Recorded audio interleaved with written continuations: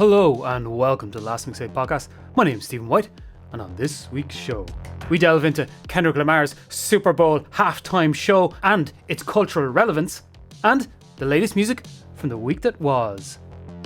But first,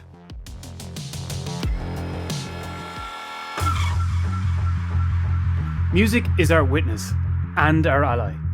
The beat is a confession which recognises, changes, and conquers time. The words of James Baldwin. Some songs live and die on the charts. Others become something much bigger. They move through the culture, they shape communities, and they outgrow their creators.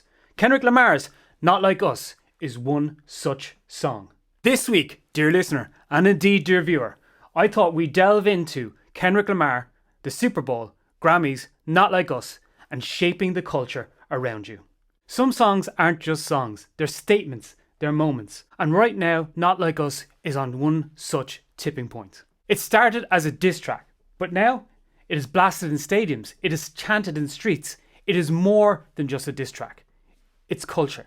With Kendrick set to take the biggest stage in America this weekend, the Super Bowl, the question is, what happens when a song becomes bigger than music itself? Some of the most powerful songs in history didn't start as anthems. They became them.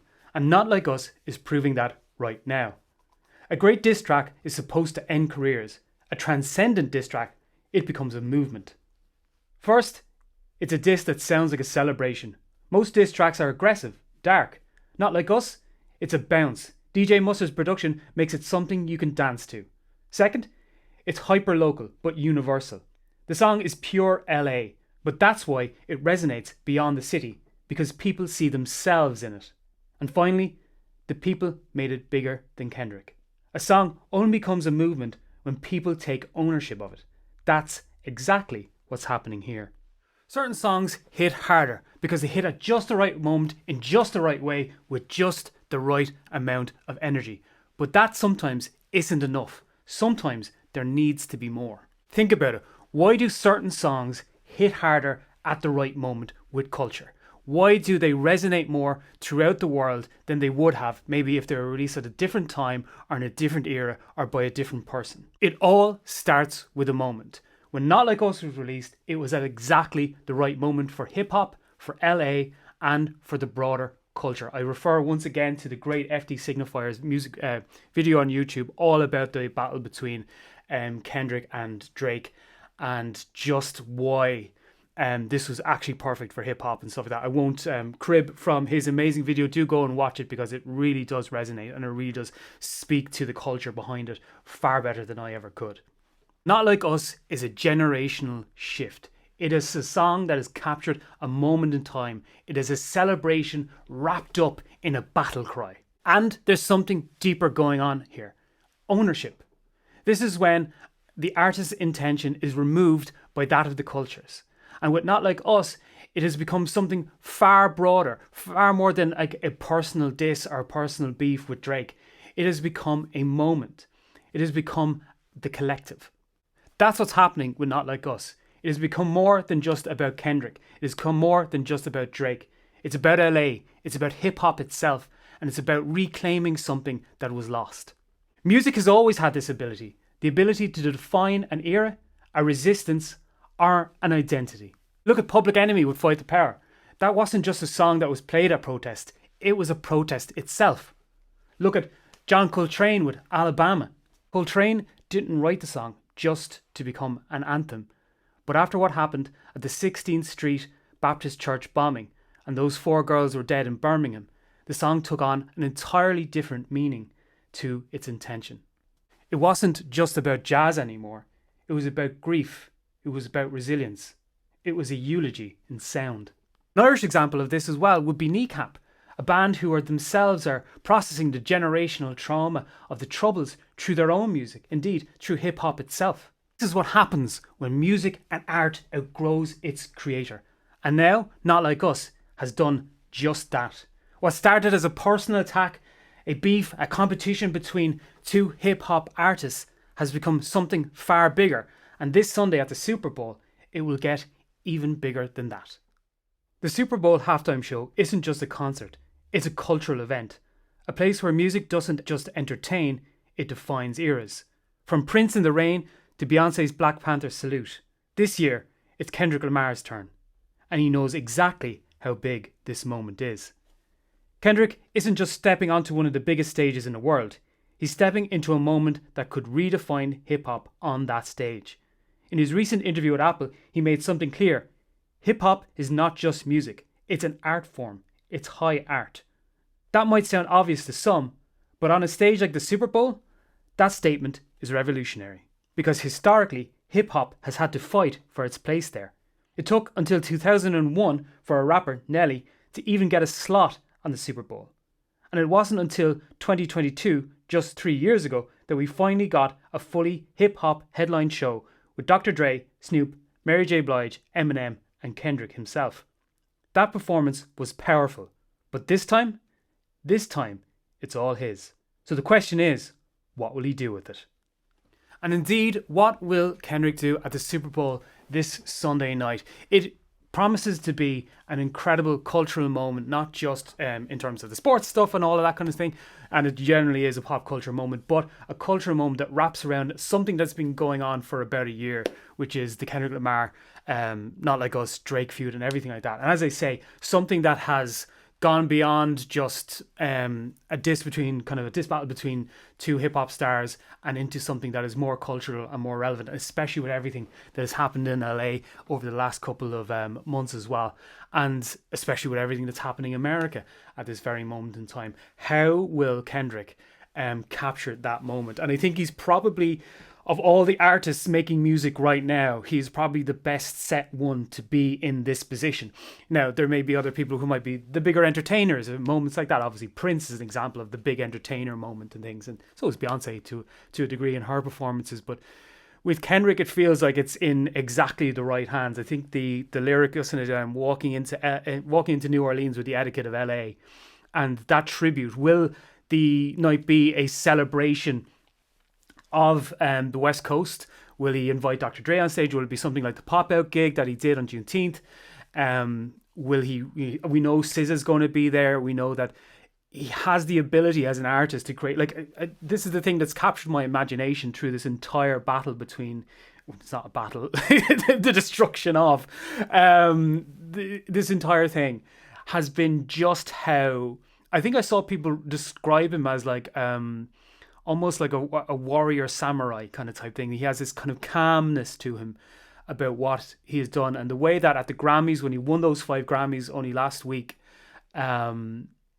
he didn't mention Drake at all, and he did make sure to mention the city. He made sure to mention the culture. He made sure to mention those around him. Even in his interview on Apple, he was talking about wanting to get more artists involved and breaking out and movies and everything like that, and getting voices heard.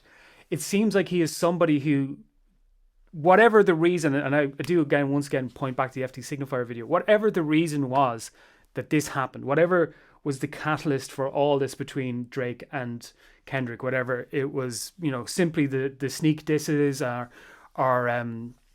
the song with J. Cole and stuff like that, or it was something that was bubbling underneath. There was this kind of element of, to quote the song, you're not a colleague, you're a colonizer.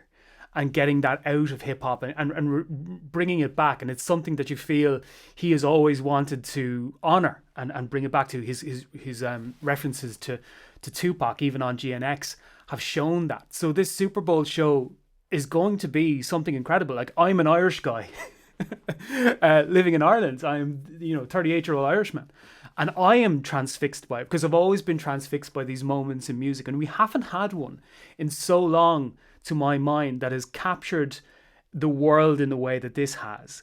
Music for a while was kind of losing that battle. There were songs that were hits, there were artists that were hits, there are artists that resonate. There still are, beyond Kendrick, there are, obviously. But a moment in which everyone is like, oh wait. Even when you watched it at the Grammys, you saw people like Taylor Swift and people like that dancing to Not Like Us. You saw in the videos of the Billie Eilish kind of singing along to it in a club. You watched the video to Not Like Us. You watched the pop-out concert. Everything about it speaks to something far greater than we've seen in music for so long. People talk about the cultural explosion of maybe the 1960s when it came to music, and how that kind of melded itself into film and into art and into fashion and into music itself. The closest thing I can think of from an Irish perspective was when Britpop exploded, and you had kind of the fashion and the music and the films like Train Spotting. You had Oasis and Pulp. You had Damien Hirst making art at the same time. So there was all these things happening. With this, it's a kind of a microcosm. I've been so engrossed and even kind of online in the kind of the reaction community and watching people reacting to the video and learning about what a lot of this means. And it's been so fascinating to me that I'm engrossed by it. I am not of the culture that we're speaking of today, but I'm so interested in it. I'm so engrossed by the art that it is creating and the art that it is making. And it's interesting that Drake in the weeks prior to this has been using every trick in the book to try get the song removed, try and maybe not have it performed at the Super Bowl and stuff like that, allegedly. The action he took, which referenced people who are in the reaction community reacting to the song and things like that are just so off key, so not with it. And then you have somebody like Kendrick having the stage to do all this. Now he's Kendrick Lamar. He might use it for something completely off out of left field that we don't know about. He might use it for a myriad of different reasons. He's such an artist. And right now, it's so gratifying to see somebody, an artist. And I mean this about any art. When somebody, as we've spoken about in the past, the imperial phase. And Kendrick is most certainly in that phase right now of just being, he is on the very forefront of a scene. He is in the very forefront of an art movement.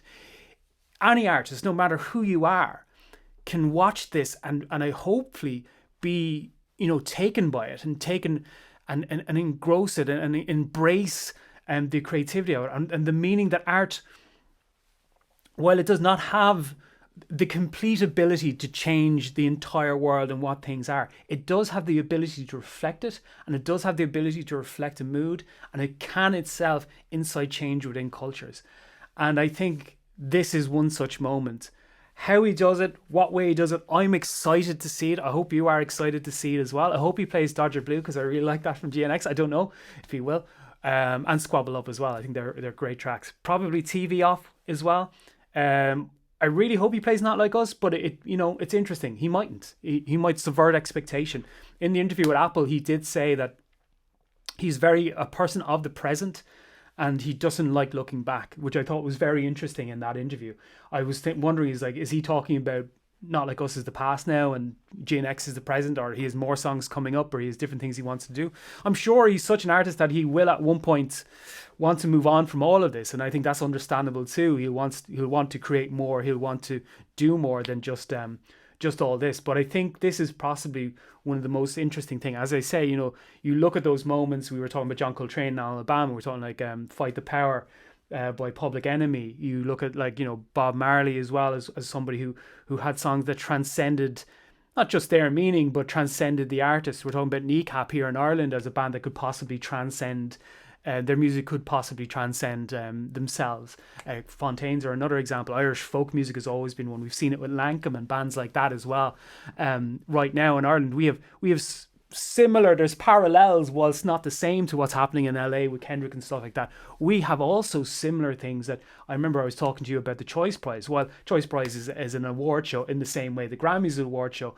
In the end, in an artistic meaning, they don't actually mean all that much at all.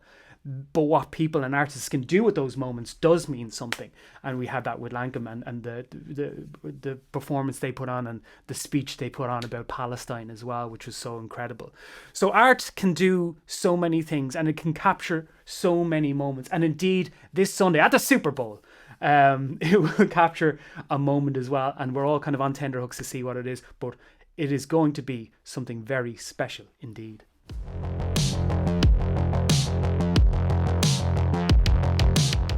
Yes, dear listener. They seek him here, they seek him there. Those musos seek him everywhere. Is he in heaven or is he at the disco? That damned elusive Count of Monte Playlisto. Yes,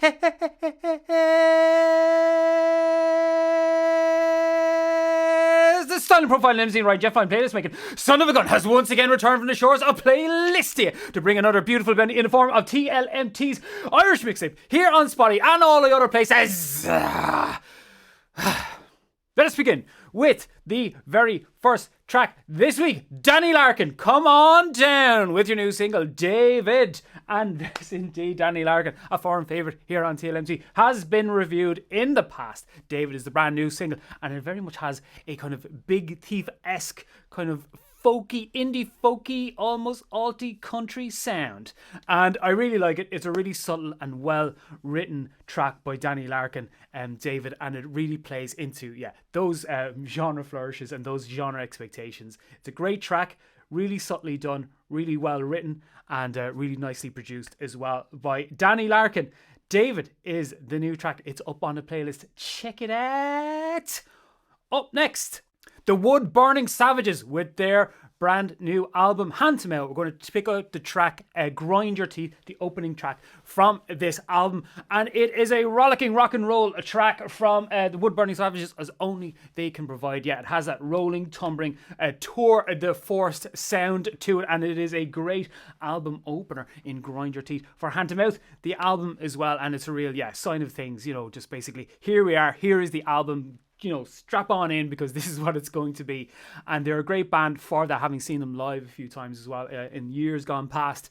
They are one of those bands, as I say, that are very much a tour de force. Hard sometimes to capture that in album form and in studio form, rein it all in and rein it in within the Pro Tools and all that kind of stuff. But it is a incredible record, and it is an incredible opening track as well. So do check it out. Hand to Mouth is the album. The track I've chosen is Grind Your Teeth, opening track. Check it out.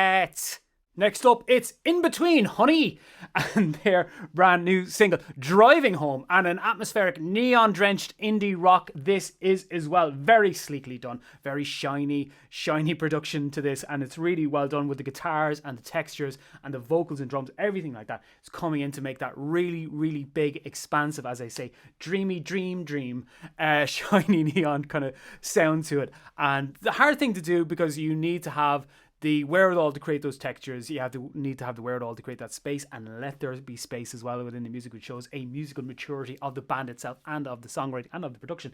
And indeed, they meet all of those meters in the music, and it is a great track. It's called Driving Home, and it is from In Between Honey. There's no apostrophe there, it's actually In Between Honey. So do check them out. Indeed, In Between Honey and their brand new single Driving Home.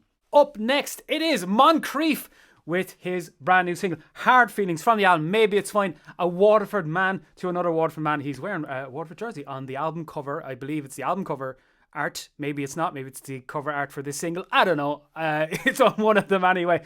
So yeah, one Waterford man to another. Indeed, the Waterford Mafia. It is a great track. And Moncrief is a artist who is very successful in and of his own right, and this once again meets that meter of a pop artist, an Irish pop artist indeed, hitting that pop meter. It's very hard to do that, very hard to do it as well. It's the expectation therein, and having the voice to carry it, and having the songs to carry it, having the verses and the choruses as well to draw the listeners in. When you're doing music like this, you are looking for that big expansive audience, that big expansive sound. Moncrief has been an artist who has been building on that, and it looks like he's going to deliver on the album. I have not heard the album. I have no idea if it's going to deliver, but it seems like it is, and it is a great track, Hard Feelings, and it's from the album Maybe It's Fine, from Moncrief. Well done, bye. It's up on the playlist. Check it out. Another artist with another album out, 1111 by Big Pig, and the track I'm checking out on this one is Ponytail, and this is another great artist who's much like Moncrief actually in a lot of ways, building up their sound, building up their milieu, and indeed it has come to fruition with this album, and I really like Ponytail off it. It has that kind of lo-fi, if you want to call it bedroom pop type sound. It really kind of plays into that, but it also has the expansiveness to it. I've seen her perform live at Forbidden Fruit a couple of years ago, and what a performer she is with an amazing voice, and it is not in any means on the album 1111 hidden. It is very much at the forefront. It is a voice that captures, it is a voice with texture, it is a voice with something to it, something in it, something behind it, and it is indeed on the lyrics, in the production, and on the sound of it. Ponytail encapsulates just one part of that in 1111, but you can check out the expanse of the album itself on Spotify or wherever you want to listen to music. I'm not the boss of you, but you can check it out there, and it is a great track from a really cool album from a really cool Irish artist, Big Pig, with Ponytail. It's on the playlist, check it out. And those are the 5 tracks chosen by the Count on Monty Playlisto this week. But as always, dear listener, and indeed dear viewer, there are loads of Irish tracks being released every week by loads of different people. Check them out. New music in your own scene. Check out any music you want to check out. Listening to music is fun. It's supposed to be fun. Engaging music is supposed to be fun. So listen to whatever the hell you want to listen to. Do not be just pinned down to listening to music from one geographical location. That would be absolutely insane. Listen to music from wherever you want, and go to gigs and listen to bands and whatever. I don't know, I'm not the boss of you. I'm merely the Count of Monty Playlisto. But indeed, there are loads of Irish music to listen to and all that kind of stuff. I don't know. Anyway, the playlist is up. The Count of Monty Playlisto will return indeed next week for some more choices from the depths of the Irish music scene. But for now, I was the Count of Monty Playlisto. Over to the other guys. And so it goes, and there it went. But before I go, thank you for listening and indeed watching the Last Mixtape podcast here on YouTube, Spotify, and indeed on Apple. If you want to get in touch and send on your music to the Count of Monty Playlist, do send it on to Stephen@thelastmixtape.com, and he will delve once again deep into the Irish music scene to bring new tracks. If you could like, share, and subscribe on this video, I would be eternally grateful for your support. But for now, that was Last Mixtape podcast. You were the listener and the viewer. I was Stephen White. Hey, so long.